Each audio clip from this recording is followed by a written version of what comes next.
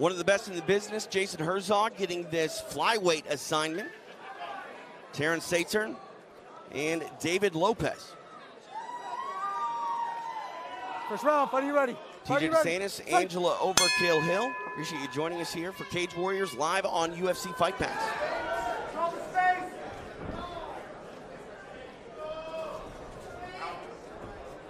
Saeteurn starting off with some feints.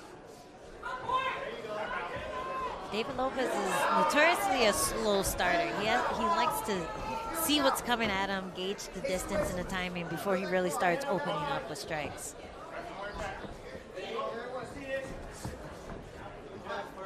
Lopez has a wrestling background. Oh, there's a kick now. Takedown by Saeteurn. The kick landed, but it's always a great way to to play that off by just taking it down afterwards. Oh, nice kick over by David Lopez. See what he can do from this. He has a head. He has the head and arm position. We'll see if he tries to go to the back or set up a choke maybe, but it looks like Saeteurn is working his way back up. And a big swing and a miss too on that disengage. Lopez is gonna have to be aware of that every time he exits the clinch. It was Saeteurn that got the takedown off of that kick and now throwing some kicks of his own. You know, you look at Lopez's background with the wrestling. Sometimes wrestlers, they wait for their opponent to throw those kicks, and they're almost like handles for takedowns.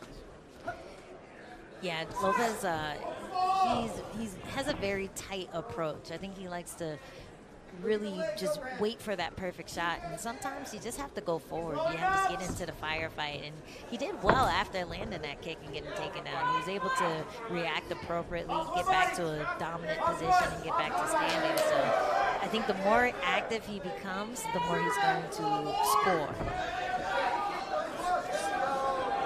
Saeteurn making his Cage Warriors debut tonight. It's a hard right hand, though, by Lopez. Yeah, the 1-2 over the top. He's going for that hip throw. And gets it. Able to secure it. Saeteurn almost bucked him over, but Lopez is able to settle on top. And now he's going to try to settle his weight so Saeteurn doesn't buck out of it. Caught in this open half guard is Lopez.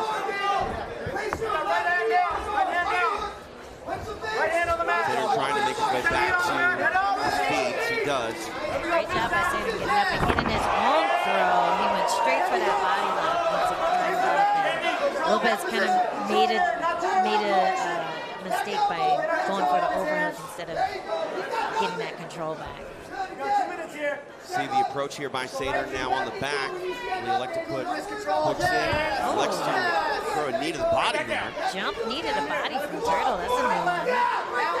I think Saeteurn's going to go right back to that double leg on the fence. Oh, but Lopez has a Kimura grip, so that people use that to break that grip and at least get free. Or get the, Nice scrambles here early between these two gentlemen. I think Lopez saw that fight earlier and said, hey, I can do that too. Now he's on the back here of Saeteurn. Oh, he's deep under the, oh, not deep yet. He's working that neck. Saeteurn's doing a good job of protecting his jaw, making sure he doesn't pop up without respecting that choke. Interesting that he's going for that submission attempt without securing the position, not getting in hooks. Do you like shooting that choke attempt without the hooks? I think the people who do that are good at it. You know, I don't see that often at this level that someone just goes for it when they don't have a high success rate with it. But sometimes people just have a feeling where they know the neck is popped up and they can just jump in there and get the hooks in later. Now back at space here, touch over a minute in this opening round. See, Lopez is really good at just splitting straight down the middle, setting up those cross and jabs. Saeteurn ate a few knees going for that shot, but now he's against the fence. He's had success here getting the takedown on the fence. Oh! Lopez almost getting that trip. Oh, and Saeteurn hit him with a big hook, knocking him down. See how Lopez is able to respond. Some big punches here by Saeteurn. Now Lopez trying to get a takedown of his own. Yeah, at first we weren't quite sure if it was a slip or if he got rocked a bit, but I think he did. You could tell from his body language he's a bit hurt. And Saeteurn really winging some shots here in the feet. Right hand and the left. Yeah, he strings together combos really nicely, especially once he gets his opponent moving backwards. Oh, beautiful head kick, too. Saeteurn really mixing it up as well, getting this takedown here, which is a smart move when you look at where we are in the round as the dying seconds expire. A close competitive round, and I think Saeteurn, did himself a lot of justice, securing that takedown. And the idea of maybe it was a flash knockdown or maybe it wasn't, as hard, it kind of goes by the wayside when you secure that position to end the round in the judges' scorecard. You talked about that jump knee on the floor from Saeteurn. Very dynamic is this young man with his approach, whether it's striking at range or on the floor as well. Round 2 underway. Nothing worse after getting rocked than fighting someone who switches stance, because you don't really know what's coming at you. You don't know where the kick is coming from, where the punch is coming from. And Saeteurn's doing a really good job of just sliding into an opposite stance and striking immediately off of that. Throwing some volume here with the punches. Start the second round to Saeteurn. Stab kick is a good idea. Anything that keeps that distance away. When he comes in with the punches, it's easier for Saeteurn to hit a check hook or punch over the top just because he has that slightly longer reach. But, ooh, big punches. I think if Lopez uses a little more long range strikes, it can keep Saeteurn away just in time for him to get the cobwebs out. Chopping kick to that lead leg of Lopez. You can see the confidence here on display from Saeteurn. He's feeling himself a little bit with how he's approaching this fight on the feet. And Lopez definitely has to respect it. I really like that kick catch to the body shot. That's something you don't see often, but to be able to throw that body shot right after catching a kick, it catches your opponent off guard and it makes him suck air. Ooh. Well-timed shot by Lopez. Lopez now in top position to see if he can secure it. Saeteurn's been doing a really good job at scrambling, getting back to his feet every time the matches hit the floor. Yeah, one thing about Lopez is you can never count him out. No matter how far behind he is, he can always secure that takedown, get on their back, and secure the choke. He went for it in the first round, so we'll see if he can pass and get to a good position where he can start threatening submissions. A little over 2 minutes have elapsed here in the second round. And Lopez still has time to secure this round. He wants to stay in the fight right now. He doesn't want Saeteurn to be up 2 if it goes to decision. So he's doing what he can to stay in this fight, get on top, and smash him down. Oh, Lopez coming. Wait.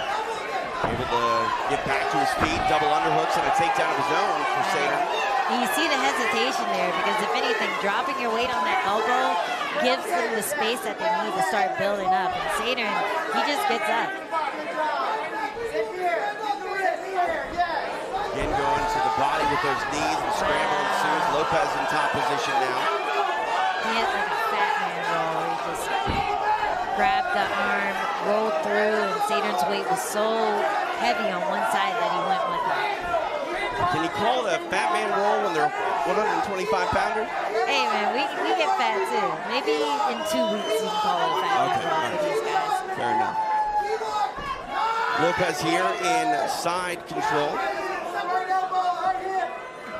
Lopez does not want to let Saeteurn out. That was a lot of energy just to get him back to this good position. He wants to stay on top, keep his weight heavy, keep breaking him down.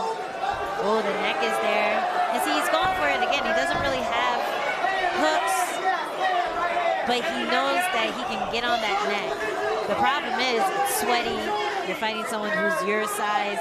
His neck is probably smaller than most of the people that he's choking in the gym, so you can misjudge when that neck is really ready to get choked. 1 minute left here in round number 2. Lopez able to get his face back underneath him, trying to make him wear the weight is Saeteurn and keeps him on the floor for now. It's still a pretty even round. I think Saeteurn might be up a tiny bit. Oh my goodness. Saeteurn bringing Lopez up and slamming him down. Nicely done. And that's going to secure it too. A big throw like that, when you have close rounds, judges look for big moments. And a big moment like that, that huge throw, if he can secure this position, that's definitely him taking this round away too. I'm not going to say definitely, but never say in definitely. my eyes. Right? Ooh. Trying to go for the kick on that break. Final 10 seconds here in round number 2. Kick. Oh, big sprawl knee.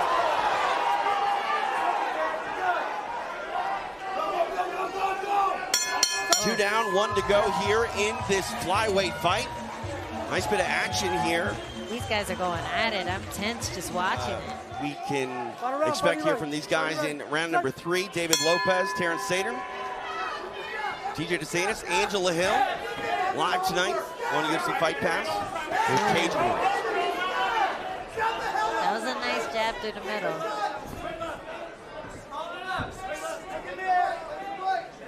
I like the feints that Lopez is on, but he has to keep feinting, otherwise Saeteurn's going to start running him over again. He has to keep feinting, draw things out. Ooh. Nice combination there. Nice 1-2 over the top. Ooh. Saeteurn returning with a hook of his own. And you see D-Lo doing a little bit more damage this round. He's finding that mark. You can never really tell where the judges are with their scorecards, but for Lopez, you feel he needs to get urgent? Does he need to up that urgency in this third round? Definitely. You can see it right now. He's going 1-1-2, 1-2. Everything that he's been having success with, he's throwing at double time right now. You can hear his corners just begging him to go forward and keep throwing and keep that volume on, because that's what he has to do to win this fight. Saeteurn misses with that overhand right. I'm impressed with Lopez's speed. He looks a little bit faster than Saeteurn. Maybe all the grappling tired out Saeteurn's arms, but D-Lopez is able to thread that needle a little faster than Saeteurn's able to counter. Ooh, nice leg kick too.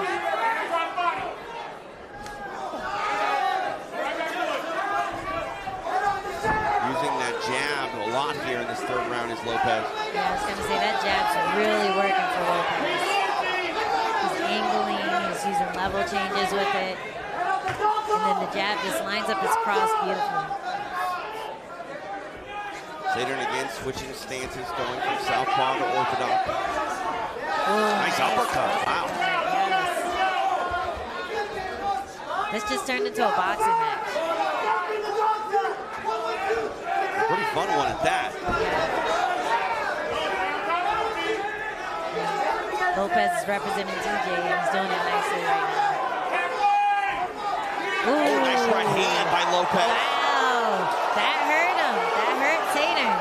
Now Saeteurn tries to get that takedown. Lopez wise to it. 2.5 minutes remain in this fight.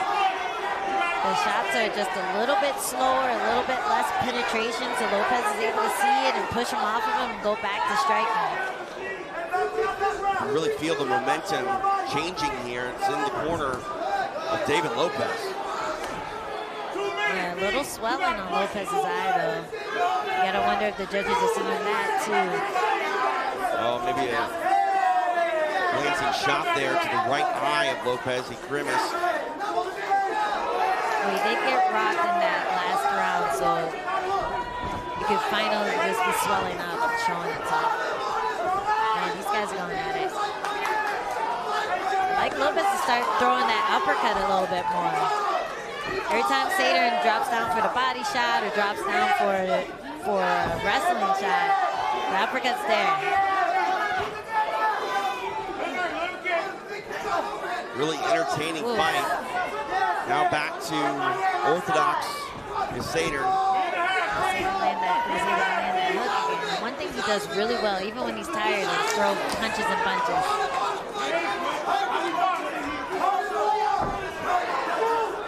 Lopez just marching forward. Saeteurn still throwing volume and time. Oh! Big spinning attempt misses there for Lopez. Good idea, though. He's trying to mix it up. The straights aren't dropping Saeteurn, and he needs to get a finish in order to win this fight, in my opinion. inside the final minute. And Saeteurn, you know, while I think that his efficiency has gone down a little bit, his volume hasn't stopped. He's throwing more in this third round. Yeah, he's not landing with the same snap, but he's definitely still landing and giving Lopez something to think about. We've seen Lopez throw jump knees in the past. I feel like, you know, last 30 seconds, it's time for one. You got to do something big in order to win this fight.